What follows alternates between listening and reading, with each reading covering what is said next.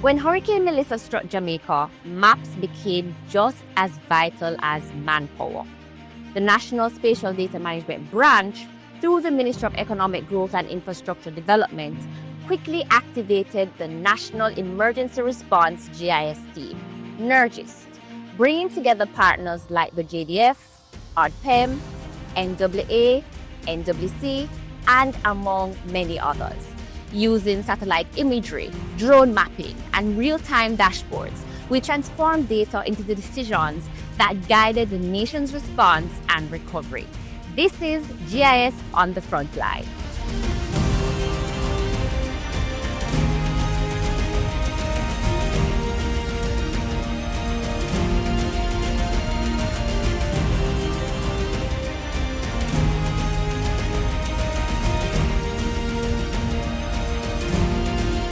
When the hurricane was confirmed to make landfall on the island in a few days, the NSDNB immediately activated the National Emergency Response GIS team, NERGIS. NERGIS came into being back in 2004 after Jamaica was devastated by Hurricane Ivan. So given the level of devastation throughout most of the island, it was important for us as a government to understand what was the level of impact, what happened, and where it happened. So where were areas that were flooded? Where were areas that were impacted by houses that were damaged, infrastructure that was damaged? And so mapping became important. So being able to map what is happening where and where it happened, and being able to amass with respect to what was the extent of damage and loss. And so NERGIS was born. Through NERGIS, we brought together analysts, technicians, drone pilots, and decision makers across various agencies.